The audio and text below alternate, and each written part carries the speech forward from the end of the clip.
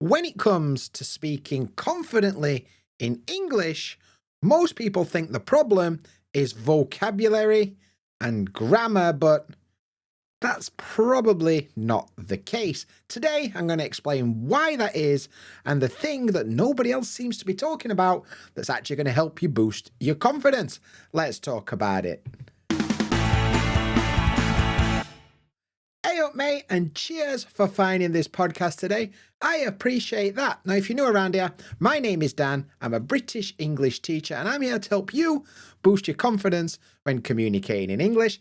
I'm also going to help you understand British life, British culture, and, of course, British English. Now, today, I'm hopefully going to change your mind a little bit, because when it comes to building confidence in speaking English, you've always been told you need more vocabulary, you need more grammar, you need to do more drills and more textbooks and more courses and blah, blah, blah, blah, blah. And I don't really agree with that. So today I'm going to tell you what I think you need to be doing if you actually want to start speaking confidently in English. But first, check this. Are you still struggling to feel confident when speaking in English, even after all of them hours you've spent studying? Do you still feel stuck in conversations like you just can't find the words you're looking for? Well, trust me when I tell you this, mate. I know the frustration, but I also know the longer you wait to deal with the problem, the worse the problem is going to get. But it doesn't need to be this way. For less than $1 a day, you can get access to the BritSpeak Mates community, which will help you solve these problems. You'll get access to daily speaking challenges and the 24/7 live practice room.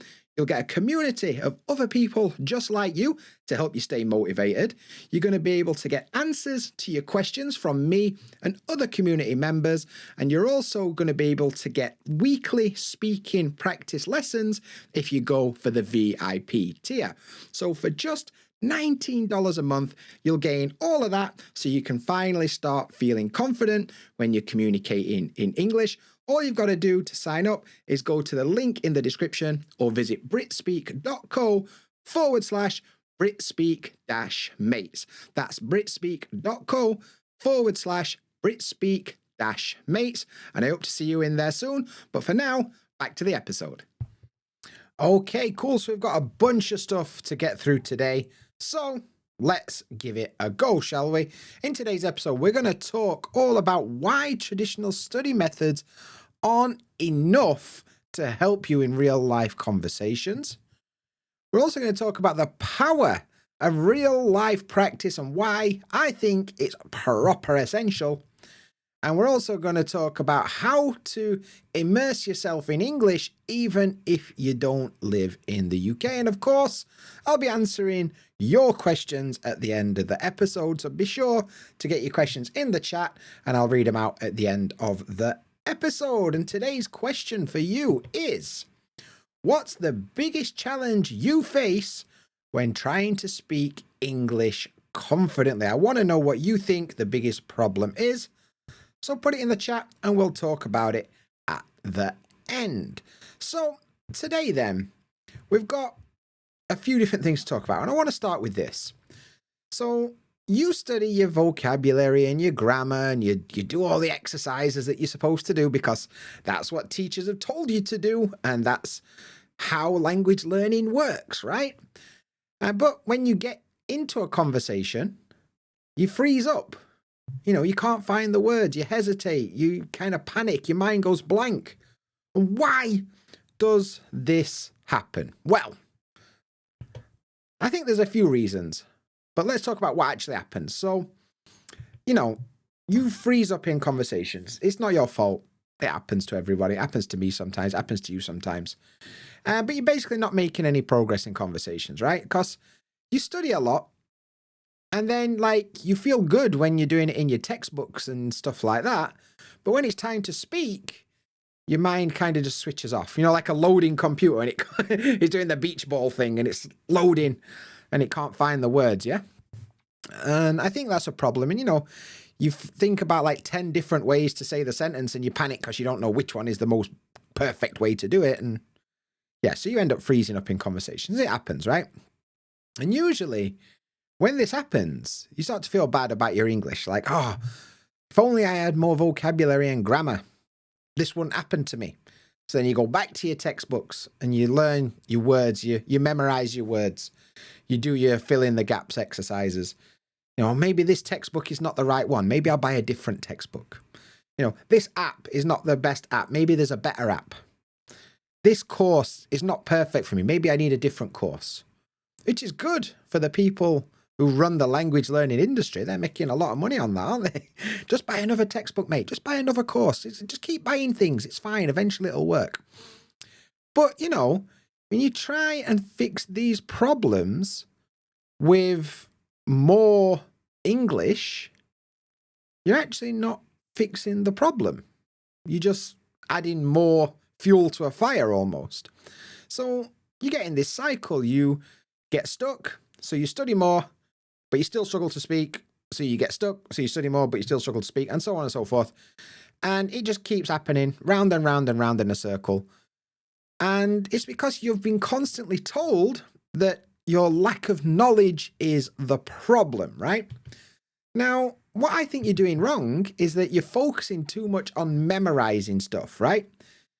You've been taught that learning English means memorizing grammar patterns and memorizing lists of words and, just so you can, recall them when you need them and spit them out and just hopefully the other person's going to understand what you mean. But if you think about it, communicating in a second language or third language or whatever it is, it requires quick thinking, not just knowing the rules, right? Knowing the rules is one thing, but being able to think and use them in real time is not the same thing. Now, you also tend to focus on stuff that's not really helpful. Like a lot of people, they have this idea that they need to get a certain score on a test, or they need to achieve a certain level. I need to be B2, I need to be C1, I need to be C2, whatever that is. But those levels don't really account for your personal goals, right? If you want to get to C2, you're going to have to learn a bunch of words that you probably don't need in your daily life. Now, you probably don't need academic English unless you're going to study at university. You probably don't need formal, business language unless you're going to use English at work. But C2 doesn't care about that. You need to know all of those things. You need to be able to speak like you're on the news. But it's kind of useless for most people. But people say, okay, well, if I want to be fluent, I've got to get to C2. And if I want to get to C2, I've got to learn all these crazy words. And even though native speakers don't use most of them most of the time, it's a focus on stuff that doesn't matter. And it's a focus on just memorizing more. And I want to kind of tell you that the problem is not the knowledge. Most of the time, sometimes it is, but 99% of the time, the problem isn't that you don't know enough English. It's that you don't practice it enough. You've got to practice using it. Otherwise, you're never, ever, ever going to be able to find it in a conversation. Don't matter how many times you learn it. It don't matter how many words you memorize. If you don't practice it, you can't do it. It don't matter how many different chord shapes you know how to make on a guitar. If you don't bloody practice it, you can't do it, right? And this is exactly the problem. You don't practice enough. Now, no matter how much you're practicing, if you don't feel confident, it's not enough. Okay? Like, how often should I practice, Dan? More is the answer. Now, what I suggest you try to increase your speaking practice time, right? So, first thing you can do is solo speaking practice. Now, there's a bunch of different exercises you can do where you can practice speaking every single day, even if you're on your own. We're talking describing pictures, reading out loud, summarizing, shadowing, whatever it is. Bunch of stuff like that you can do anywhere on the planet on your own. And most of the time, you don't need any materials. You've just got to start doing it. So why don't you start today? Look around you. What can you see? Describe it in English. Say the words out loud. Talk about what you're going to do tomorrow out loud. Get your phone, record a voice note of like what you did today. Something like that. I think just get the habit started of speaking out loud. The other thing you could do is you could have like a structured speaking plan, right? So you can find some structured speaking exercises that force you to think quickly. Like this could be things like a random question generator online, and you've got to respond within 3 seconds or something. It could also be like using ChatGPT to talk to an AI thing, just so you can practice responding quickly. And I think anything you can do that makes you respond in a real-time fashion will help, even if it's something. I mean, online there's like these websites like Episoden and stuff like that, where I don't know if you guys know this. Episoden is a really cool website. It's free, and you get put in a chat room with other people for 7 minutes. It's like a one-on-one chat room randomly, and they give you a topic to talk about for 7 minutes. Go and do that. That's pretty cool. And speaking of which, you can speak with a partner. So something like Episoden, even if they're not a native speaker, doesn't matter. It's the real interaction that builds the confidence, right? It's part of what I do. I've got like my BritSpeak hub, which is a community where people can find real life speaking partners and stuff like that. So there's always a way. There's always a way. There's like loads of different language exchange services online, like Hi Native and, Hello Talk and all them things. So check out those things as well. I'm not sponsored by any of these people, by the way. I just think they're pretty good. And the last thing you could do if you really want to get more speaking practice in your life is you can download my free speaking practice planner. Now, the link is in the description, but basically it's a 7-day speaking practice plan. It gives you an exercise to do every single day for 7 days. It tells you exactly what you need to do and why it's a good idea. And it also comes with a tracker so you can track your progress. Like I said, totally free. Links in the description. If you're not sure where to start there and start speaking every single day, because that is how you're going to build your confidence when it comes to speaking in English. So that's the first part of today's episode then. I think that the idea that language is just about knowledge, it's not really about knowledge, because the next step in this is that speaking isn't about just knowledge. Of course you need knowledge, you need some knowledge to do something, but like the old adage, it's not what you know, it's what you do with it that counts. And speaking isn't just about what you know, it's about how well you can use it in the real world, right? And I think real life practice is the fastest way to build your confidence, because confidence comes from action, not knowledge, right? So when I say real life speaking practice, like this is kind of the benefit of it, yeah? So the first thing it's going to do, it's going to help you respond more quickly in real life conversations, right?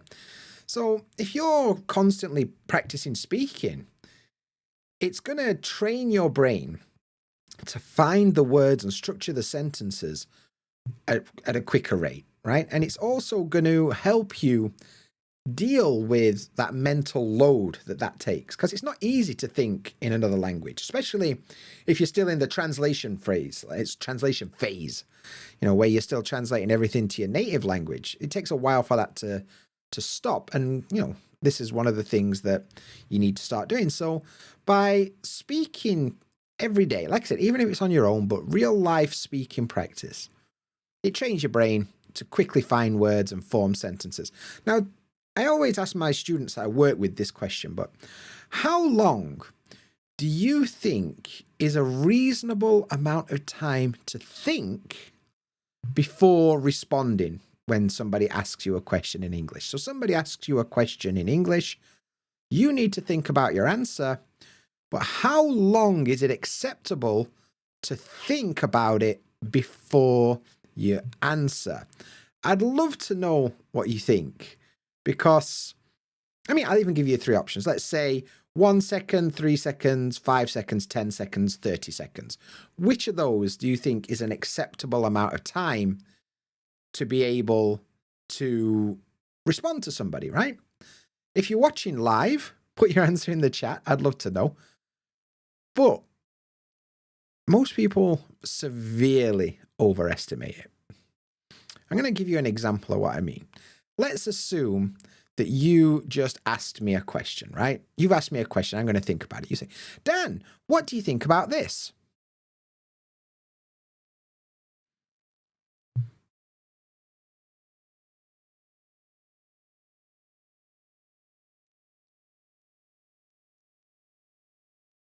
Okay, so that was 10 seconds. That 10 seconds felt like an absolute eternity to sit there in silence. And most people tell me things like 30 seconds. Like, are you kidding? Sit there for 30 seconds while you think. No native speaker is going to want to do that. So the correct answer, as somebody in the chat has just put, 3 seconds. Yeah, that's reasonable. I think 3 seconds is the maximum you can get away with. 3 seconds is about the limit. Obviously, like 1 or 2 is better, but 3 is manageable. But you've got to say something, man. You've got to say something. Even if you're using filler words, like, that's an interesting question. Oh, I never thought about that before. Oh, yeah, let me think about that for a second. This kind of thing, right? You've got to do that within 3 seconds, because otherwise it's just what is going on here. So, yeah, that's definitely important. But yeah, practicing real life speaking every single day is going to reduce the amount of time that you have to think before you answer, because you're training your brain to quickly find words and put sentences together. That's one of the good things. Another thing that daily speaking practice will do for you is that you'll stop overthinking so much. A big problem a lot of English learners have is that they get a bit overwhelmed. They're like, well, I've got 3 different words I could use. Which one is the perfect word? Or I could use this expression, I could use that expression, I could use the other expression, but which one is the most perfect way to do it in this situation, right? And I've said it before, I've said it again, and I say it every bloody week, to be honest. Perfection is a lie. It's not a real thing. It's a trap that's designed to keep you stuck, and that's not what we want. The goal of any speaking exercise or any communication is to deliver the message, not to deliver the message perfectly. That's not how it works. So next time you find that you're overthinking in a conversation, you're worried about if you're using the correct words or the correct grammar or whatever it is, I want you to impose a no correction rule on yourself. You're not allowed to correct yourself in this conversation. If you say a word wrong, too bad. If you use a grammar pattern incorrectly, oh dear, never mind. And then when you get to the end, ask the other person, does that make sense? And if they say, yeah, wicked, I delivered the message, no problem. If they say no, all right, try again. You didn't lose anything. I think that's a pretty cool way of doing it. Rather than you repeating yourself 300 times trying to get the message across perfectly, just ask them. Do you understand? Do you get what I'm saying? And I think that's really important. So try the no correction rule, and then when you get to the end of that sentence, check that they understand by asking them, does that make sense? Yeah, it does. Wicked. Let's move on. Cool. The other thing that I think a lot of people don't think about when it comes to speaking practice is that it builds muscle memory. Now, speaking in English is a physical activity, right? And in the same way that if you want to be confident when you're swimming, for example, guess how you get confident at swimming? You swim a lot. You get in the pool and you swim over and over and over again. And that repetition builds confidence, right? And it also builds the physical aspect of delivering the language, moving your mouth and your tongue and controlling your breath and, voice box and all of the stuff that comes with the physical act of speaking gets better the more you do it, because you're building that muscle memory. So it becomes more automatic as a part of the speaking process. But muscle memory is not built by accident. It's built from action. It's built from repetition. And that's one of the benefits of daily life speaking practice. The other thing it's going to help you with is what I call conversational skills, or survival skills, I guess it could be, right? Now, imagine you're in this conversation, right? And we talked earlier about it, and you suddenly forget a word. It happens to the best of us. It happens to me all the time. But it's one of those things like natives forget words too, right? We're not perfect. We're not robots. Everybody forgets words. The difference is that natives have got more experience adapting to that problem. If you think about your native language, it'll be the same. Now, you need to develop that skill to adapt. And the way that we do that is by gaining experience. And guess how you gain experience? That's right. Repetition. The only way to get experience is do it. And gaining that experience will teach you to think on your feet. And the more you do it, the easier it gets. So I often tell students that I work with, you should practice things like taboo game. Taboo is a game that's played but with native speakers quite a lot, where you have to describe a word without using that word or related words, right? So let's say the example is fridge. You know, I'm not allowed to say fridge, right? But I'm also probably not allowed to say cold and food and various words like this. But I could say it's kind of a big box in your kitchen where I store eggs and milk, because if I don't do that, it'll go bad. People can probably guess fridge. So what we're doing is we're finding a way around the missing word, around the problem. So you're building that skill in this game. You could also do things like paraphrasing. So you take a message and you've got to say it in a different way with different words. It helps you expand your vocabulary and helps you work out other ways to express yourself. And summarizing, take a 2-minute video and explain it in 2 sentences. You know, you've got to get good at delivering the message as concisely as you possibly can, right?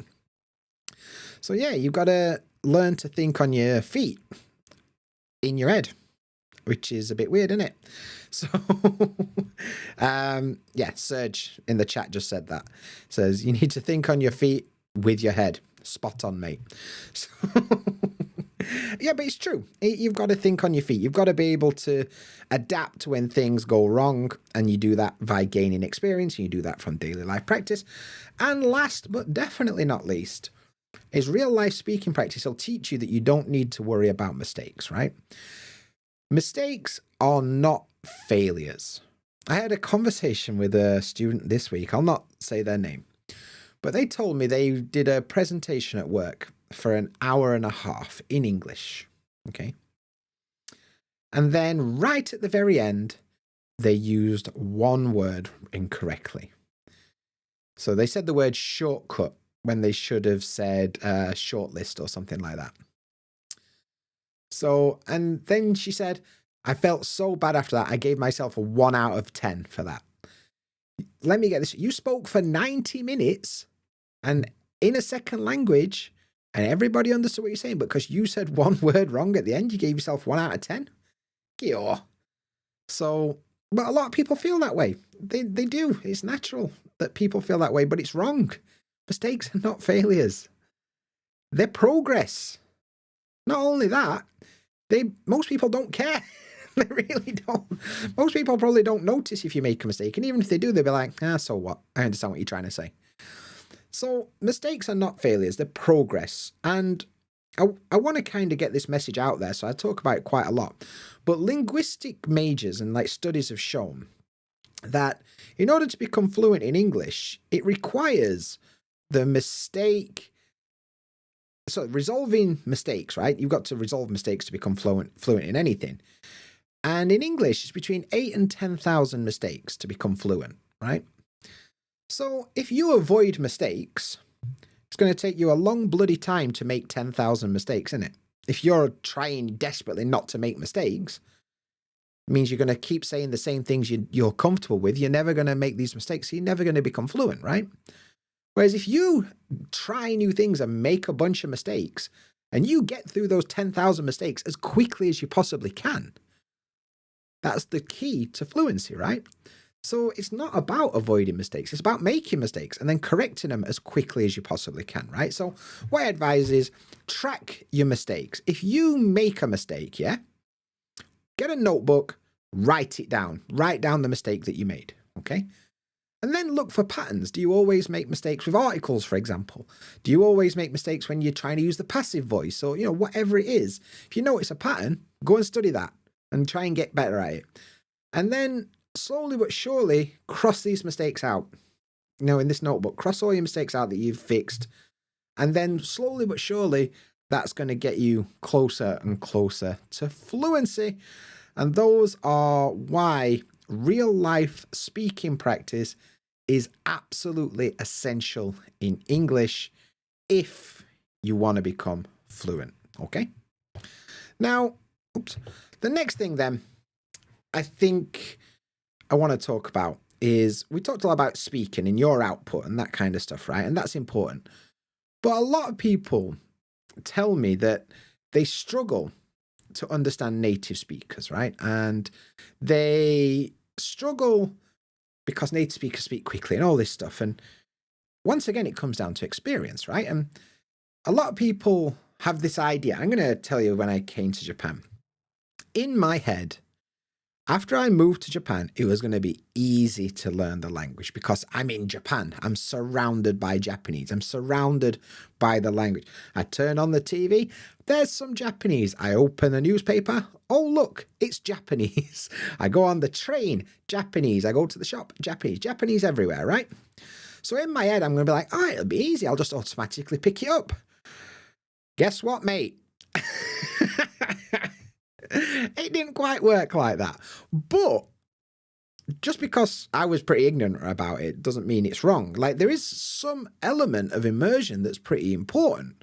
But a lot of people feel like they can't immerse in a language because they're not in an English-speaking country. Like, if you're not in the UK, how are you supposed to immerse in British culture and British language and all that kind of stuff? So today I'm going to kind of talk you through what immersion is and why it's kind of important if you want to start speaking confidently in English, right?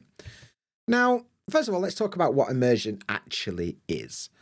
So it means that you surround yourself with as much English as possible so your brain can start to soak it up like a sponge, you know. If you think about it, like when a baby's born, right? They don't download Duolingo. You know, they don't buy lessons on italki, do they? No. What a baby does is for 2 years, they're just surrounded by the language. And then eventually they start going, da, da, da, da. And, you know, off they go, learning English or whatever. But it's the same. They don't buy textbooks. They don't sit in a classroom and memorize things. They just hear it and see it and experience it every day. And that's why surrounding yourself with language is important. Even as an adult, you need to give your brain that stimulus so it can soak it up. Okay?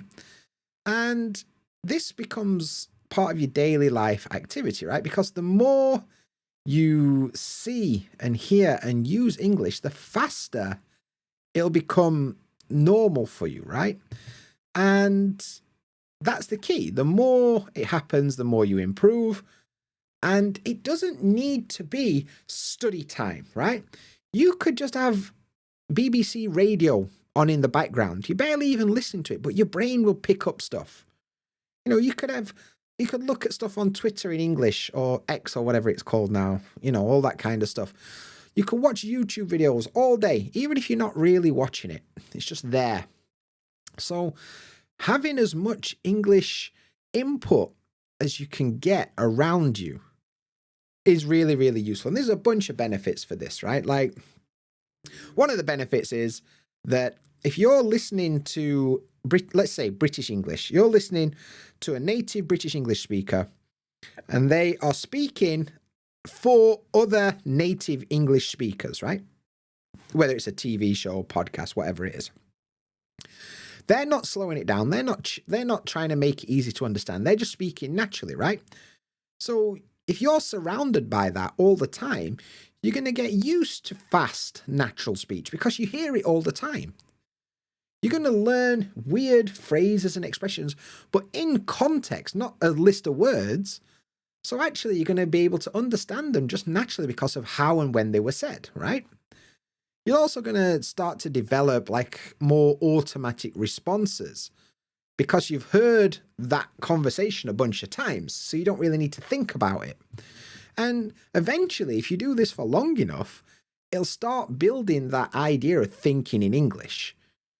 And thinking in English is one of those things that takes a long time to develop, but eventually you get there. And when you get there, it makes it easier to express yourself, right? And this is why immersion is important if you want to speak English confidently. But what happens if you decide not to do that? Well, you're not going to be ready for real life conversations for a start. Like if you only listen to your teachers or textbook English, because most of the teachers you've ever had in your life don't speak like native speakers. They just don't. They slow things down and they talk clearly and they try to enunciate every sentence so you as a learner can understand as easily as possible. Compared to when a native speaker speaks and they just speak really quickly and they don't really care if you're following or not, it's just a bit difficult, isn't it? So if you're only ever listening to textbooks and people like me who make content for learners, if you're only ever listening to people like that, you're not going to be ready for real life conversations, right? Now, another big issue is that in the UK, there's a bunch of different accents and dialects. If you've never heard any of them things before, you've got no chance.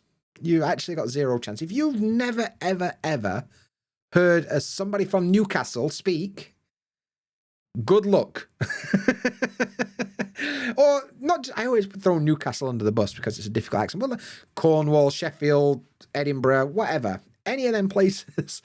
If you've never heard somebody speak like that, if you've only ever heard people speaking an RP accent, you might be a bit bloody confused if that goes to Sheffield than us, as we talked about in a previous episode.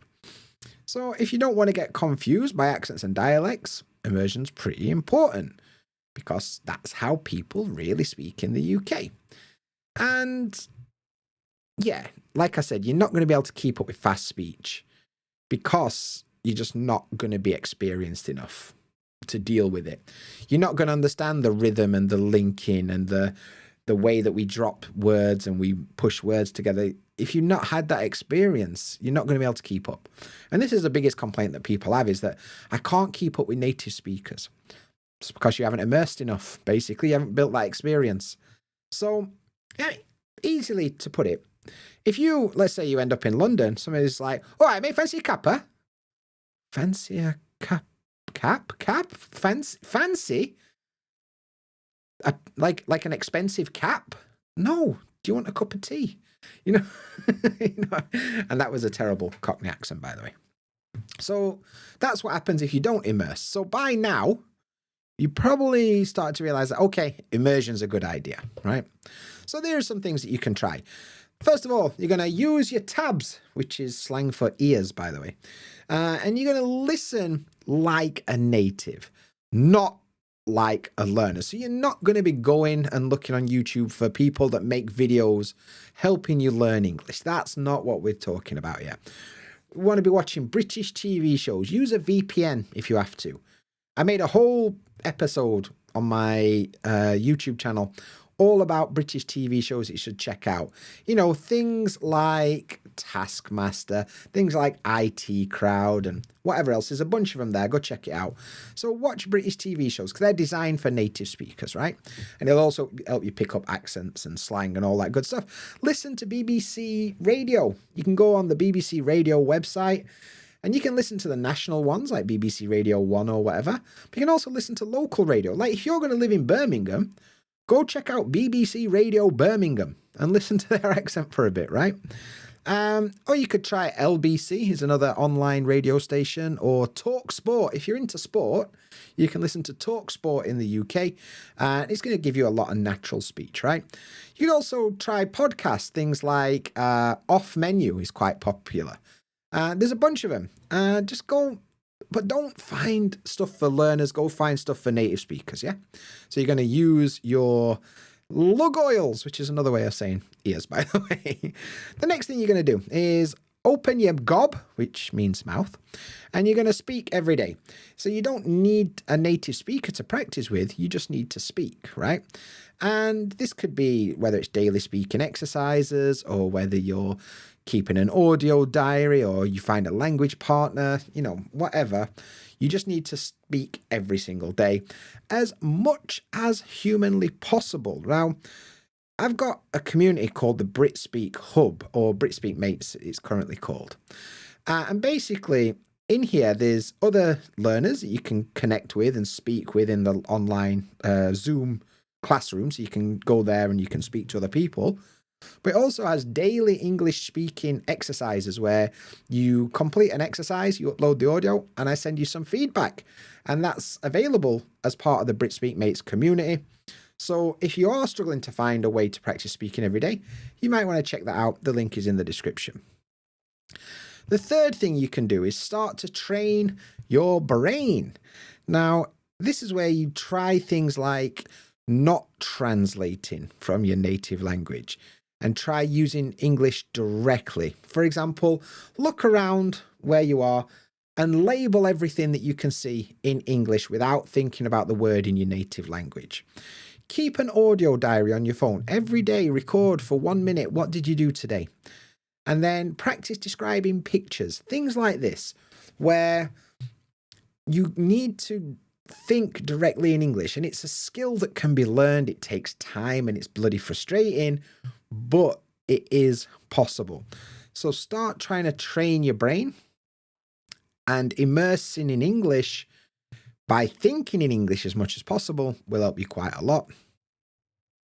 And the other thing is try and build it into your schedule. Build your immersion into your schedule. Like if you've got 20 minutes while you're driving to work in the morning, bang on a podcast for 20 minutes, but make sure it's for native speakers. If you're really into football, instead of watching football in your own language, try and listen to it on TalkSport or whatever. If you're really into, I don't know, knitting, find a YouTuber who's really into knitting that's a native speaker. Why not? For example, my wife's really into like fish for whatever reason. She loves like aquariums and terrariums and stuff. She watches a load of native speakers that make videos about ponds and aquariums and stuff. Find whatever you're into and just find a native speaker that's doing that and spend as much time as you can doing that and build it into your schedule. So wherever you've got time in your schedule, try and fill it with something in English. Even if it's just, I'm cooking dinner, I'm going to bang an episode of IT Crowd on in background. Sounds good, doesn't it? And that's something that you could try to do. So there are some tips for you.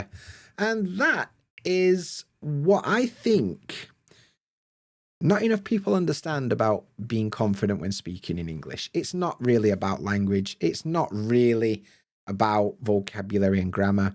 It's more about gaining experience. And you do that through daily life practice. And you do that through immersion.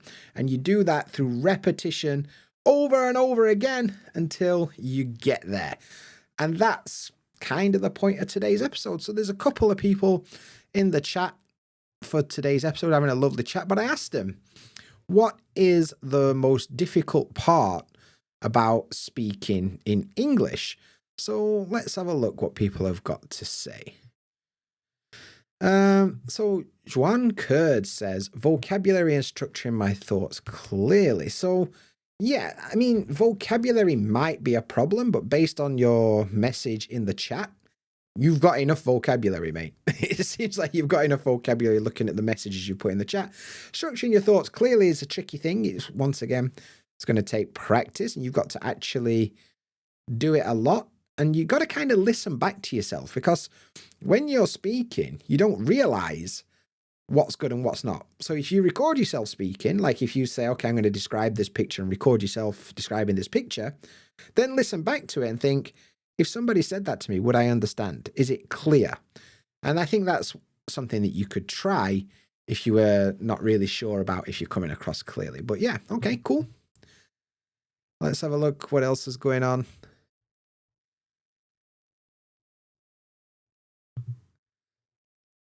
So Serge says sometimes he has to ask native speakers to have mercy for a French tourist and speak slowly, please. Now, there's nothing wrong with asking people to speak more slowly. There's nothing wrong with that. And I think a lot of English learners have got a fear of asking people to repeat things or slow down. And I think that's really important because, yeah, you're a learner. You know what I mean? It's okay if you're not sure. I'd rather, if I'm speaking to you, I'd rather you tell me that you don't understand or you want me to slow down rather than just like nodding and smiling and, and I can see that, your eyes have glazed over, you don't know what I'm saying. I'd rather you tell me like, oh, Dan, could you say that again, please? Could you say it different? Could you slow down a little bit, please? Cool. You've got to tell me the problem for me to be able to fix it, right? And that's pretty important as well. So that was some good comments. Thank you very much for putting those in the chat today. So yeah, once again, just a quick plug. You can get my speaking practice planner for free using the link in the description. It's got 7 days worth of speaking exercises and a tracker to track your progress that'll help you practice speaking, even if you're on your own, so you can start building that confidence. And if you want to take it to the next level, you can join the BritSpeak community, the BritSpeak Hub. It's got daily speaking exercises with feedback. It's got other people that you can connect to. It's got live streams. It's got courses. It's got all sorts in there. The link is in the description. So check it out and come join us there. But that's it for this episode. Thank you for hanging out with me today. And I look forward to seeing you again in the next one. But until then, look after yourself. See you there.